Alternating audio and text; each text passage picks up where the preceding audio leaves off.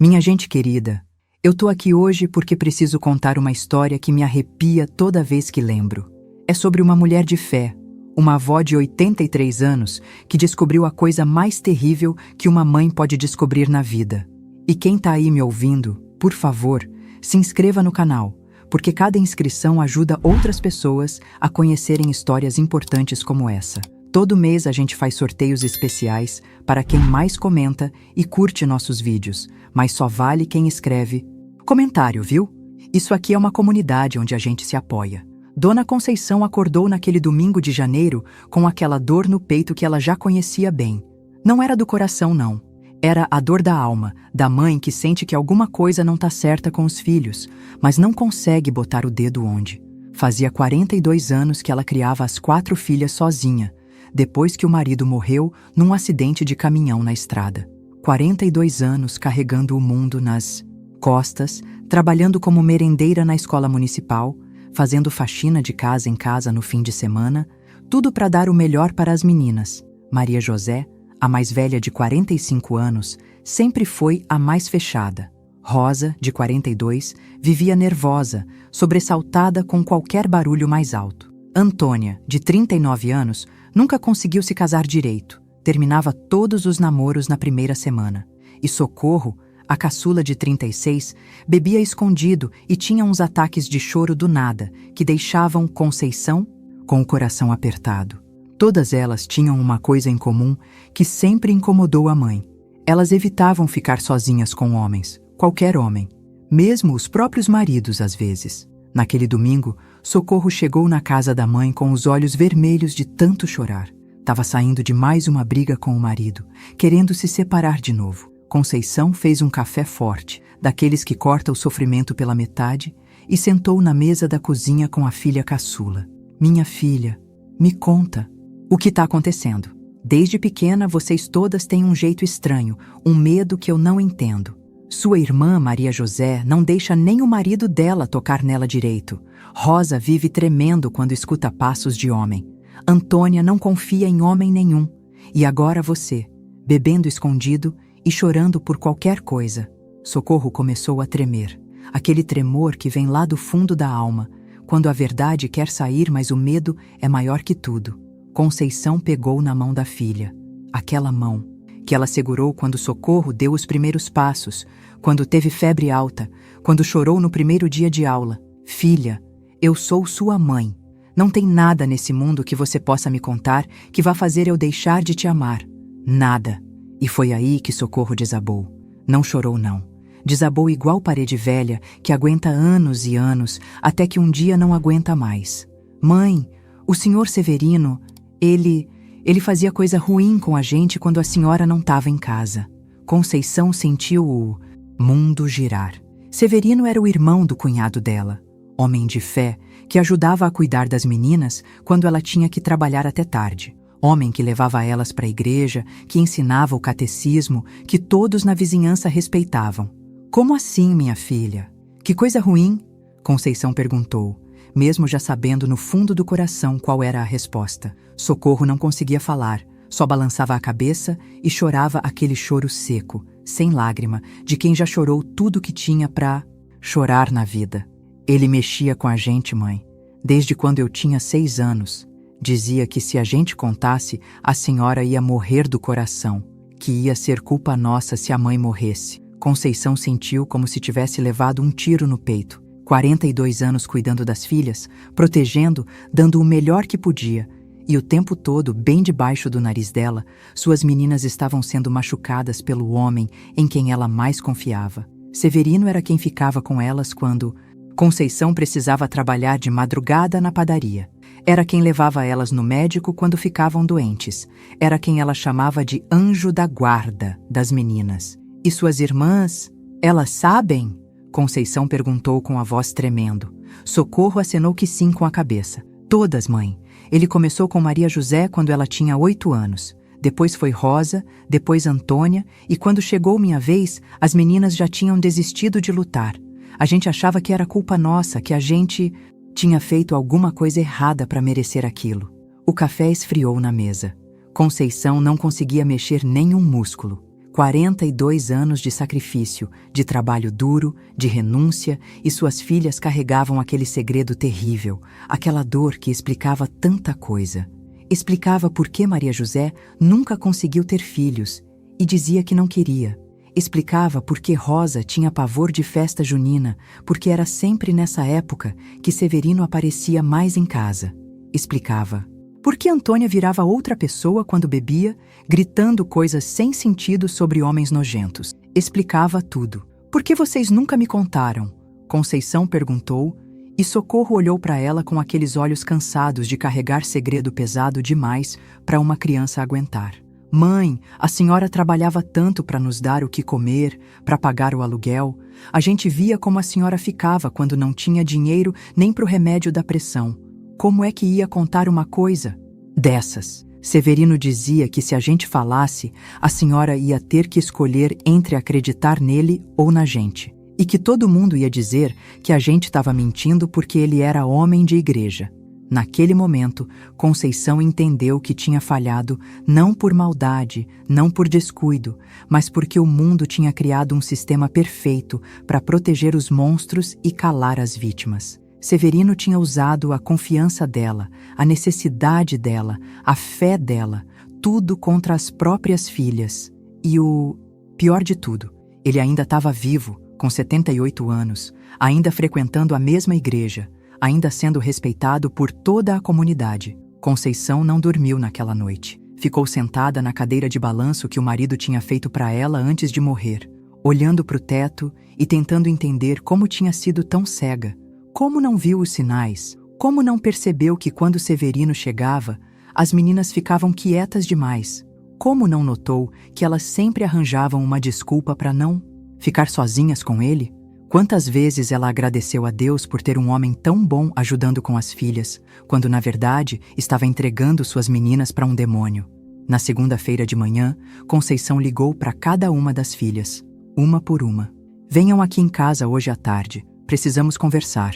A voz dela estava diferente, mais firme, como se tivesse envelhecido 10 anos numa noite só. Quando todas chegaram, Conceição olhou para cada uma e viu a mesma coisa. 4 mulheres quebradas tentando fingir que estavam inteiras. 4 filhas suas que tinham sido roubadas da infância e ela nem tinha percebido. Socorro me contou ontem sobre Severino. Conceição disse sem rodeios. O silêncio que desceu na sala foi ensurdecedor. Maria José começou a tremer. Rosa se levantou como se fosse sair correndo.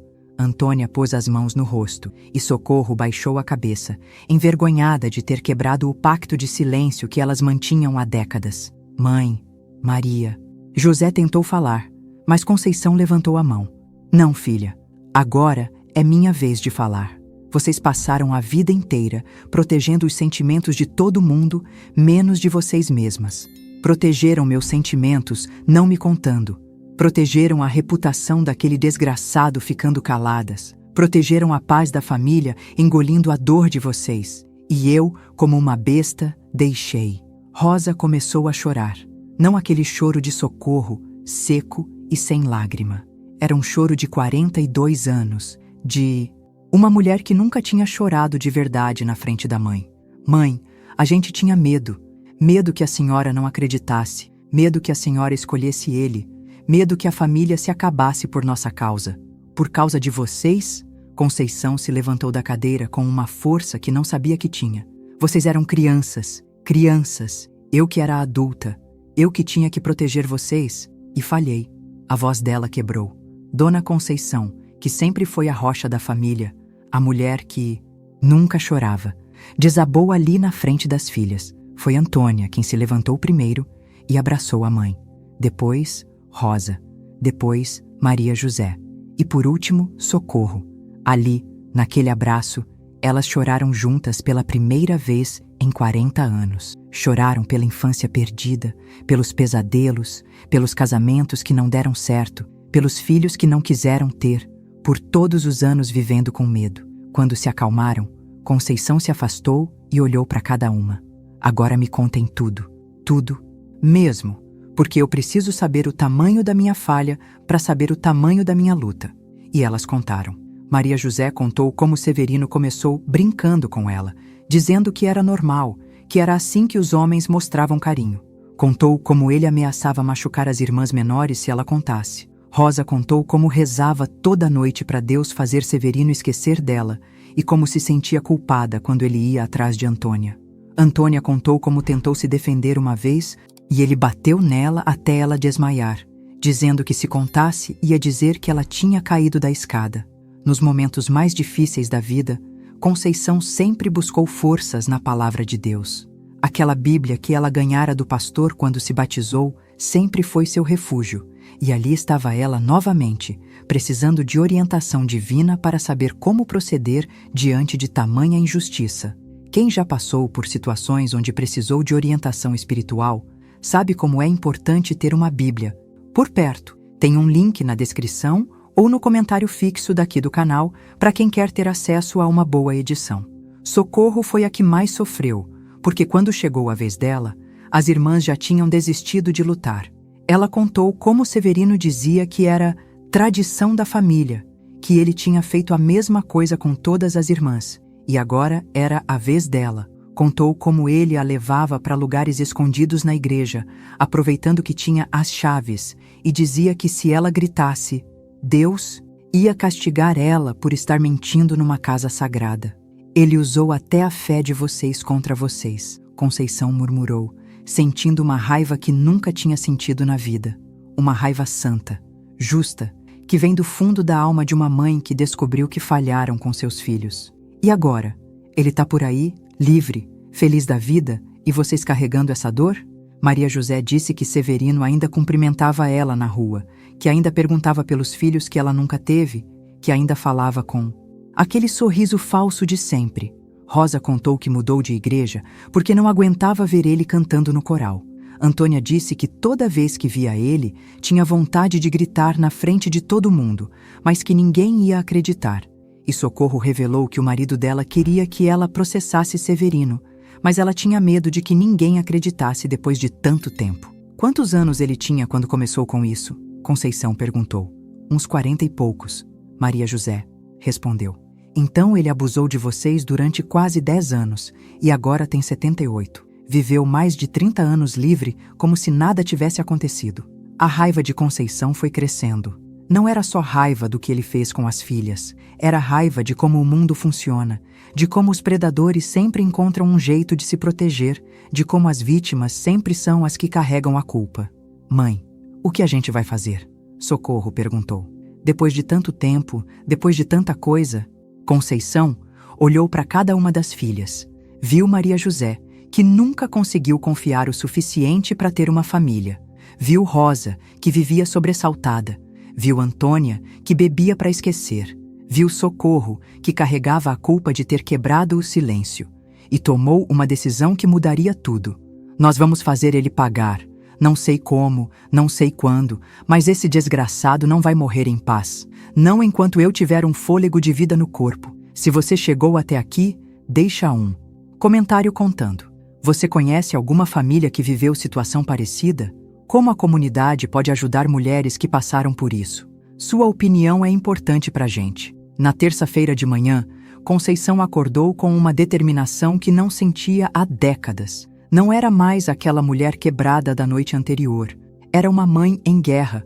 Uma avó que tinha descoberto que suas filhas tinham sido roubadas da infância e que o ladrão ainda caminhava livre pelas ruas, cumprimentando as pessoas na igreja como se fosse um santo. Ela se levantou, fez seu café forte de sempre e começou a planejar. Primeiro, ligou para Dona Josefa, a vizinha mais fofoqueira do bairro. Se tinha uma coisa que Conceição tinha aprendido em 83 anos de vida, era que informação é poder. E Josefa sabia de todo mundo mais do que a própria pessoa sabia de si mesma. Josefa, me conte uma coisa. O que o povo anda falando do Severino? Alguma coisa estranha que você tenha ouvido por aí? Josefa ficou em silêncio por um segundo, daquele jeito que fica quando sabe alguma coisa, mas não tem certeza se deve falar. Ó Conceição, por que você está perguntando isso? Josefa respondeu com outra pergunta, e Conceição percebeu que havia mais coisa aí do que imaginava. Responde logo, mulher. Não tô brincando, não. O tom de Conceição era diferente, mais duro, e Josefa sentiu que não era hora de fazer mistério. Olhe, tem umas falas por aí. A filha da Carminha, você lembra dela? A que morava ali perto da igreja? Pois é, ela anda dizendo umas coisas estranhas sobre o Severino. Diz que ele mexia com ela quando ela era pequena. O coração de Conceição disparou. Não eram só suas filhas. Severino tinha outras vítimas. E o que mais você sabe? Conceição insistiu. Josefa contou que a filha da Carminha, hoje com 40 anos, tinha tido um surto há uns meses e gritou na frente de todo mundo na feira que Severino era um homem nojento que mexia com menina pequena. Todo mundo achou que ela estava maluca, porque Severino sempre foi visto como homem de bem, de igreja. Tem mais, Conceição. A neta da Zefinha, aquela menina que se mudou para a capital, ela veio aqui no Natal passado e quando viu Severino na missa, saiu correndo da igreja chorando. A avó dela achou estranho, mas a menina não quis explicar. Conceição sentia a raiva crescendo a cada palavra. Quantas meninas, quantas famílias, quantas mães como ela que nunca souberam o que aconteceu debaixo do próprio nariz? Depois de desligar, Conceição ligou para o genro, marido da Socorro. Ele trabalhava como vendedor de peças de carro, mas conhecia gente de todo tipo, inclusive alguns advogados. Meu filho, preciso falar com você. É sobre aquele assunto que Socorro comentou. Você pode vir aqui? Em 1 hora ele estava na casa de Conceição e ela contou tudo o que tinha descoberto. O homem ficou vermelho de raiva. Dona Conceição, eu já tinha falado para Socorro que a gente tinha que processar esse desgraçado. Agora que a senhora sabe de tudo, a gente pode agir. Ele explicou que conhecia um advogado que trabalhava com casos de abuso e que mesmo depois de tanto tempo, ainda era possível fazer alguma coisa, principalmente se outras vítimas aparecessem. Mas a senhora tem que saber que vai ser difícil. Ele é velho, conhecido na comunidade e o pessoal tem resistência a acreditar nessas coisas. Conceição olhou para ele com aqueles olhos que tinham visto tanta coisa na vida. Meu filho, eu criei 4 filhas sozinha, trabalhando de sol a sol. Enfrentei gente que dizia que mulher sozinha não dava conta. Enfrentei patrão que queria pagar menos porque eu era mulher. Enfrentei médico que não queria atender porque eu não tinha dinheiro. Você acha que eu vou ter medo de um velho safado? Na quarta-feira, Conceição fez algo que não fazia há anos. Se arrumou como se fosse num evento importante. Pôs o vestido azul que usava nas ocasiões especiais, penteou o cabelo direito, passou um batom discreto. Não era vaidade, era estratégia. Ia confrontar Severino e queria que ele visse que não estava lidando com uma velha frágil, mas com uma mulher determinada. Ela sabia que toda quarta-feira Severino ia na farmácia buscar os remédios dele. Ficava sempre conversando com o farmacêutico sobre a vida, reclamando das dores nas costas, falando dos netos. Conceição chegou na farmácia e esperou. Quando viu Severino entrando, sentiu uma vontade de vomitar. Como não tinha percebido antes, os olhos dele tinham alguma coisa estranha, um jeito de olhar as pessoas que dava arrepio, principalmente as mulheres mais novas. Severino a cumprimentou com aquele sorriso falso de sempre. Ô, Conceição, como vai, minha comadre? E as meninas? A palavra meninas na boca dele soou como veneno. Conceição respirou fundo e disse: Severino, precisamos conversar. Você tem um tempinho? Ele ficou meio desconfiado, mas acenou que sim. Vamos sentar ali na pracinha que é mais reservado. Quando se sentaram no banco da praça, Conceição foi direto ao ponto. Não tinha tempo para rodeios. Severino, minhas filhas me contaram o que você fez com elas quando eram crianças. O homem empalideceu na hora. Tentou fingir que não sabia do que ela estava falando, mas os olhos dele entregaram tudo. Que história é essa, Conceição? Suas filhas estão inventando coisa? Não tô aqui para ouvir mentira sua, Severino. Tô aqui para te avisar que você vai pagar pelo que fez. Vai pagar na justiça e vai pagar na vida. A voz de Conceição estava calma, mas tinha uma firmeza que fez Severino perceber que a situação era séria. Ele tentou argumentar, disse que eram mal-entendidos, que as meninas interpretaram errado algumas brincadeiras inocentes. Brincadeiras inocentes? Conceição se levantou do banco. Você acha que eu sou idiota, Severino?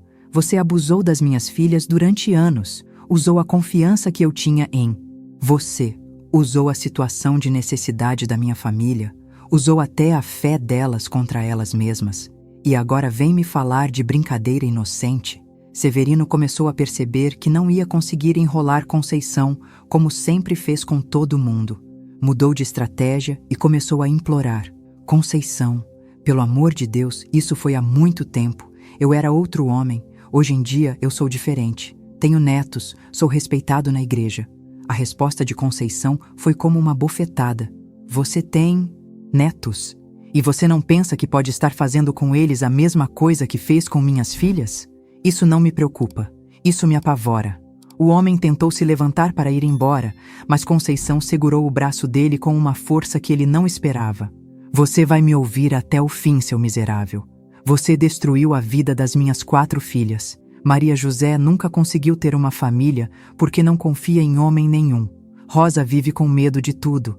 Antônia bebe para esquecer o que você fez. Socorro mal consegue ficar casada. E você aí, feliz da vida, como se nada tivesse acontecido. Severino começou a chorar. Não de arrependimento, mas de medo. Medo de que sua reputação fosse destruída, de que seus netos descobrissem, de que a igreja soubesse. Conceição, vamos resolver isso entre nós. Não precisa envolver outras pessoas. O que você quer? Dinheiro? Eu posso ajudar suas filhas financeiramente. A resposta veio como um tapa na cara. Você acha que dinheiro paga o que você fez? Você acha que tem preço para a infância roubada? Eu quero justiça, Severino. Quero que você pague pelo que fez. Quero que outras famílias saibam que tipo de homem você é. E quero que você olhe no espelho todo dia sabendo que não conseguiu calar a verdade. Conceição se levantou e começou a andar. Antes de ir embora, virou para ele uma última vez. Você tem 1 semana para se confessar para sua família. Depois disso, eu vou contar para todo mundo. E aí, Severino, você vai descobrir como é carregar vergonha pelo resto da vida. Severino não dormiu durante 1 semana inteira. Conceição tinha plantado uma semente de desespero na cabeça dele que crescia a cada hora que passava. Ele tentou de tudo. Procurou as filhas de Conceição para tentar convencer elas a não falar nada, mas nenhuma quis receber ele. Passou na casa da Conceição 3 vezes, mas ela nem abriu a porta. Chegou até a procurar o pastor da igreja para ver se ele intermediava a situação. Mas, quando começou a explicar vagamente o mal-entendido, o pastor percebeu que a coisa era mais séria do que Severino estava falando. A semana passou e Severino não confessou nada para a família. Na verdade, fez o contrário. Começou a espalhar boatos de que Conceição estava ficando meio caduca da cabeça e que estava inventando histórias sobre ele. Disse para alguns vizinhos que as filhas dela eram problemáticas e que estavam tentando arranjar um culpado para as frustrações da vida. Era a estratégia de sempre, atacar primeiro para se defender. Mas Severino subestimou Conceição. Na segunda-feira seguinte, ela fez exatamente o que tinha prometido. Primeiro, foi na casa da filha da Carminha, aquela que tinha gritado na feira. A moça inicialmente não quis falar, mas quando Conceição contou sobre as próprias filhas, desabou. Contou que Severino abusou dela dos 7 aos 12 anos, sempre dizendo que se ela contasse, ia dizer para todo mundo que ela era mentirosa e que ninguém ia querer casar com ela quando crescesse. Depois, Conceição foi atrás da neta da Zefinha. Conseguiu o telefone dela na capital e ligou. A moça chorou ao telefone quando ouviu que outras pessoas tinham passado pela mesma coisa. Disse que carregava aquele segredo há 15 anos, que nunca tinha contado nem para o marido, que tinha pavor de voltar na cidade natal por causa de Severino. Prometeu vir prestar depoimento se fosse necessário. Com 2 vítimas a mais dispostas a falar, Conceição foi direto no advogado que o genro tinha indicado. Dr. Roberto era um homem sério, de uns 50 anos, que trabalhava com casos difíceis. Quando Conceição terminou de contar a história toda, ele ficou em silêncio por alguns minutos. Dona Conceição, a senhora tem noção da coragem que está demonstrando? Depois de 40 anos com o homem respeitado na comunidade, não vai ser fácil. Doutor, fácil não foi criar 4 filhas sozinha depois de ficar viúva aos 41 anos. Fácil não foi trabalhar de sol a sol para dar o melhor para elas. Fácil não é descobrir que o homem em quem mais confiei na vida destruiu minhas meninas por dentro. Se eu conseguir fazer tudo isso, conseguir fazer um velho safado pagar pelos crimes dele, vai ser moleza. Dr. Roberto sorriu. Há 20 anos trabalhando com casos de abuso, ele sabia reconhecer quando uma pessoa tinha determinação de ferro. E Conceição tinha. O advogado explicou que ia precisar de muito mais do que depoimentos para conseguir alguma coisa. Iam precisar de evidências, de mais vítimas, de um trabalho de investigação. A prescrição já passou para crimes dessa época, mas podemos entrar com ação civil por danos morais.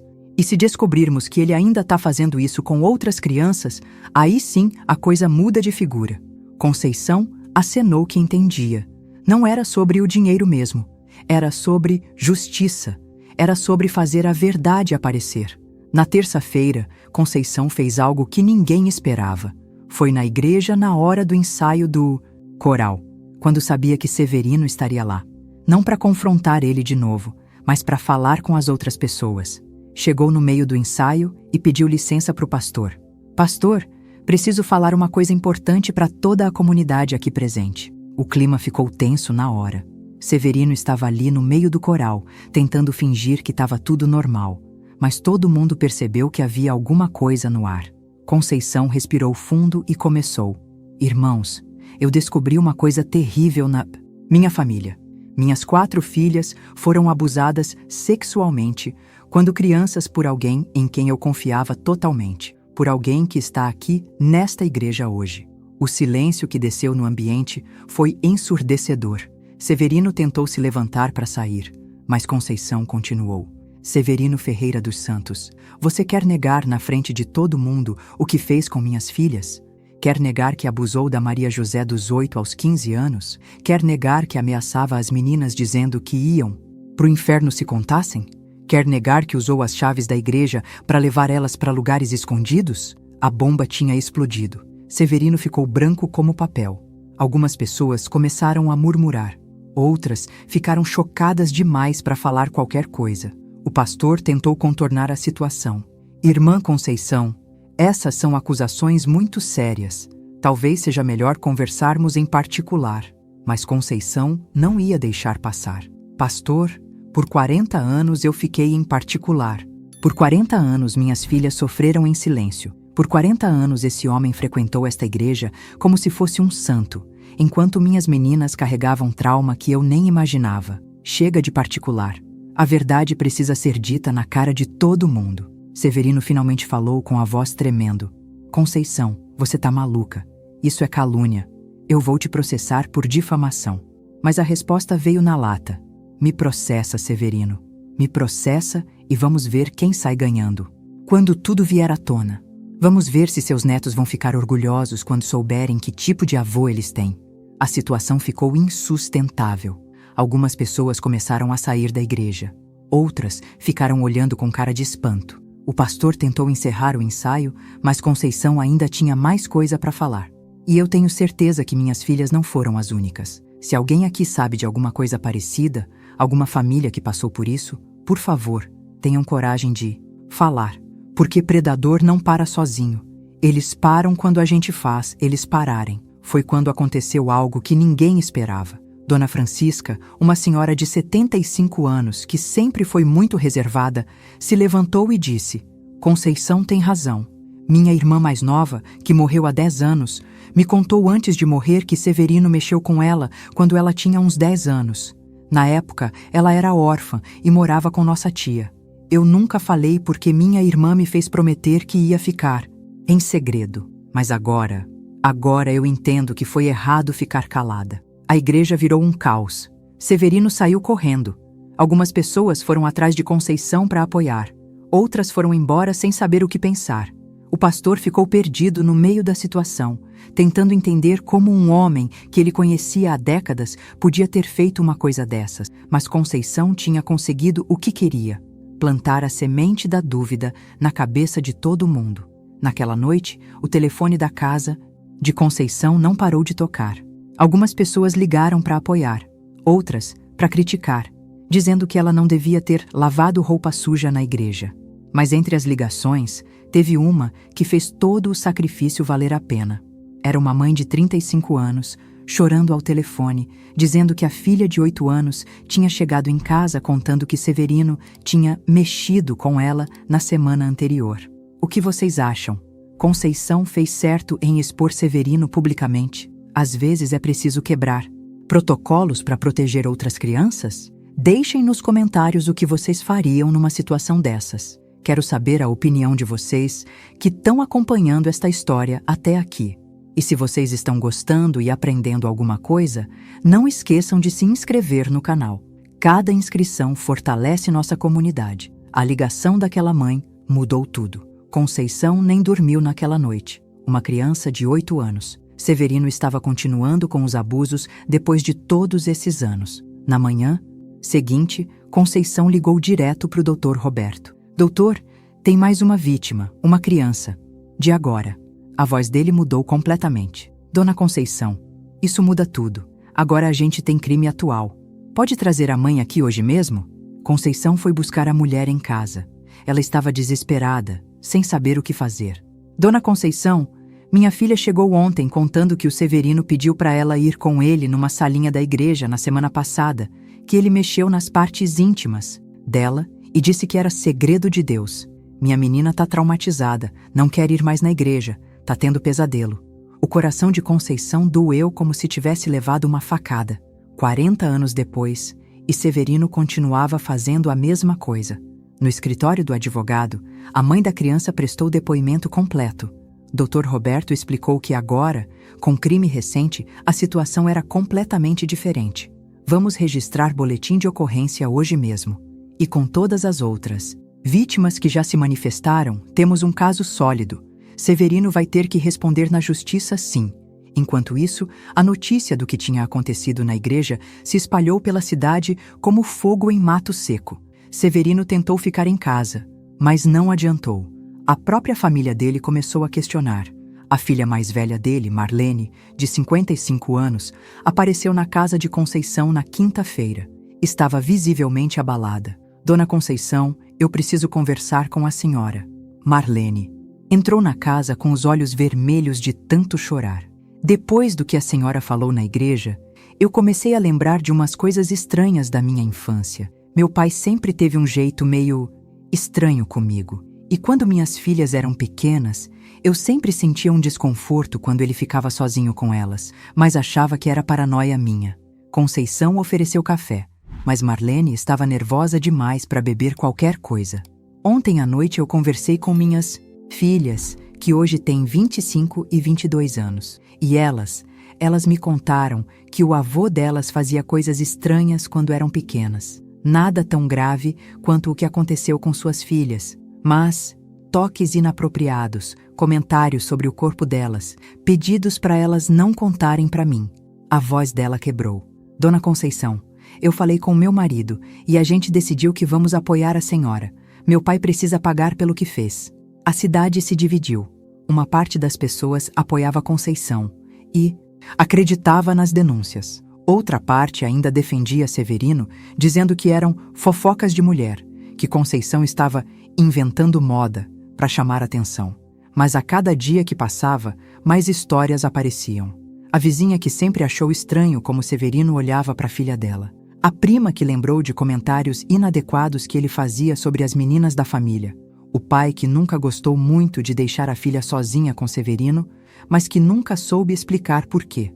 Na sexta-feira, aconteceu algo que ninguém esperava. Severino foi internado no hospital com problemas cardíacos. Segundo a família, ele tinha passado mal em casa e precisou ser levado às pressas para o pronto-socorro. Mas todo mundo sabia que o problema não era no coração. Era na consciência pesada de quem tinha vivido décadas fazendo o mal e agora via tudo vindo à tona. Conceição foi visitá-lo no hospital, não para fazer as pazes, mas para deixar claro que não ia desistir. Severino estava na cama, conectado nos aparelhos, com uma cara de quem tinha envelhecido 10 anos em uma semana. Quando viu Conceição entrando no quarto, tentou se virar para o outro lado. Severino, olha para mim. A voz de Conceição estava calma, mas firme. Você tá aí fingindo que tá doente para fugir das consequências, mas não vai adiantar.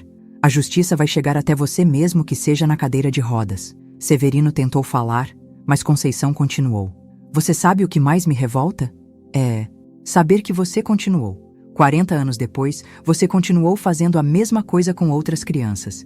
Minha consciência já estava pesada por não ter protegido minhas filhas. Imagine agora sabendo que teve outras crianças sofrendo porque eu demorei para descobrir. Conceição, Severino conseguiu murmurar. Eu não queria, foi mais forte que eu. A resposta veio como um tapa. Não queria, foi mais forte que você, Severino. Você teve 40 anos para buscar ajuda. 40 anos para se tratar. 40 anos para parar. E ao invés disso, você continuou destruindo criança. Isso não é doença, Severino. Isso é maldade pura. A enfermeira entrou no quarto e Conceição se levantou para sair. Antes de ir embora, olhou para ele uma última vez. Seus netos já sabem de tudo. Sua filha me contou que eles não querem nem ver você. Parabéns, Severino. Você conseguiu destruir até a própria família. No sábado, Dr. Roberto ligou para Conceição com novidades. Dona Conceição, temos mais 3 vítimas que se manifestaram. E o Ministério Público decidiu oferecer denúncia criminal. Mesmo Severino estando internado, o processo vai seguir. A justiça não para por causa de hospital. Conceição sentiu uma mistura de alívio e tristeza. Alívio porque finalmente ia ter justiça. Tristeza porque tinha demorado tanto tempo para isso acontecer. As filhas de Conceição também estavam lidando com a situação cada uma do seu jeito. Maria José, que sempre foi a mais fechada, começou a fazer terapia pela primeira vez na vida. Rosa se juntou a um grupo de apoio para vítimas de abuso. Antônia parou de beber e começou a ajudar outras mulheres que passaram por situações parecidas.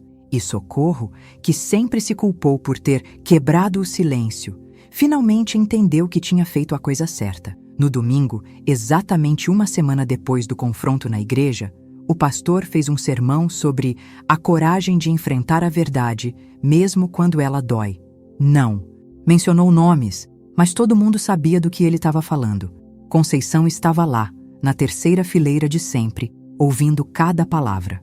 Quando o pastor falou sobre mães que lutam pela justiça como leoas defendendo os filhotes, ela sentiu que finalmente tinha feito a coisa certa. Depois da missa, várias pessoas vieram falar com Conceição.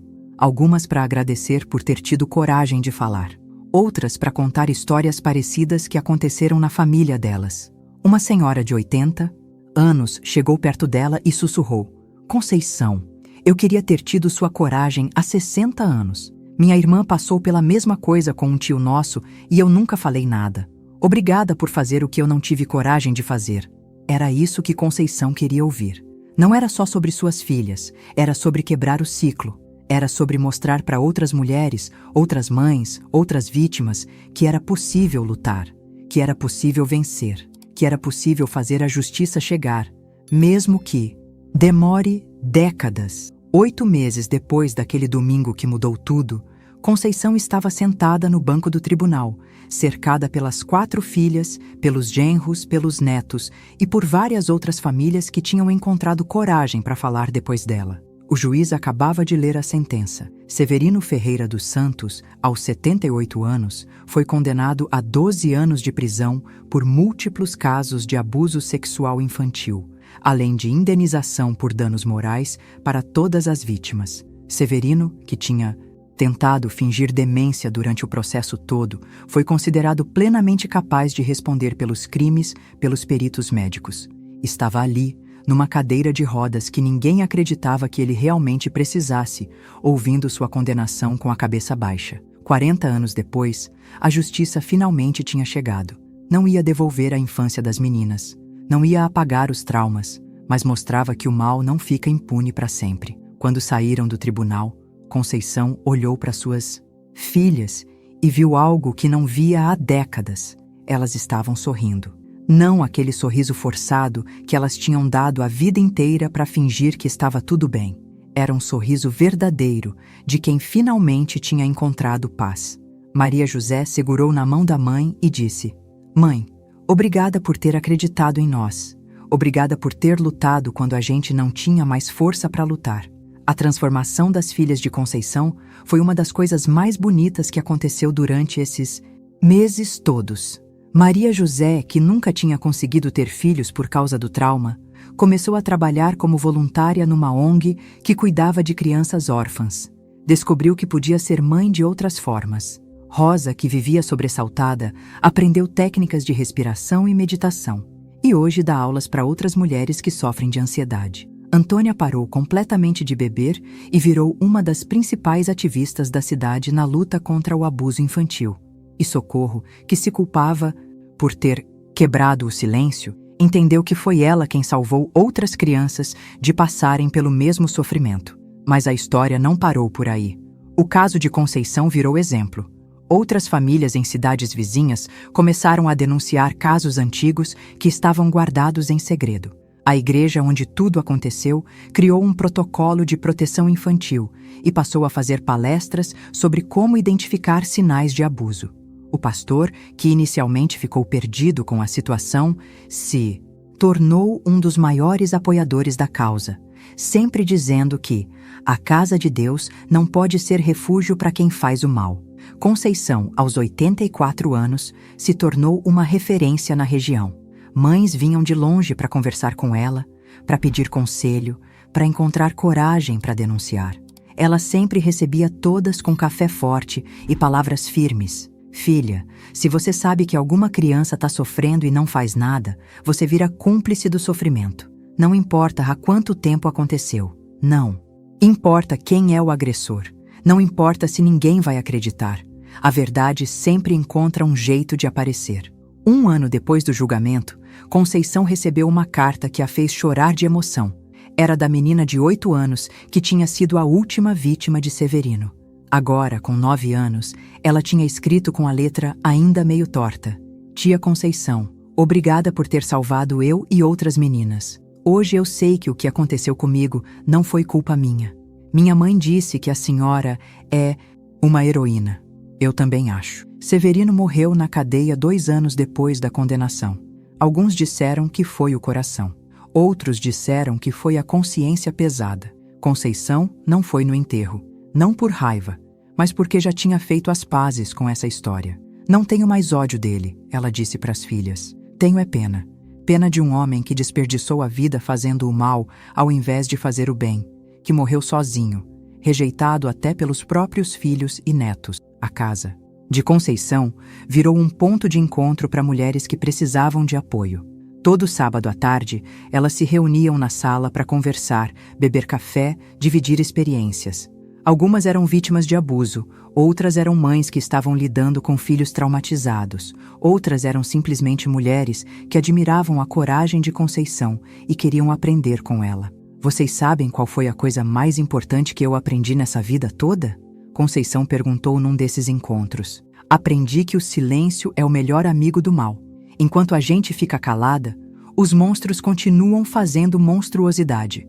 Mas quando a gente grita, quando a gente fala, quando a gente denuncia, aí sim o mal começa a ter medo. Hoje, aos 86 anos, Conceição ainda recebe ligações de mães desesperadas, ainda vai em delegacias acompanhar mulheres que estão denunciando, ainda dá força para quem precisa. Suas filhas sempre dizem que ela deveria descansar, que já fez sua parte, mas Conceição responde: Filha, enquanto eu tiver fôlego no corpo e força nas pernas, vou continuar lutando.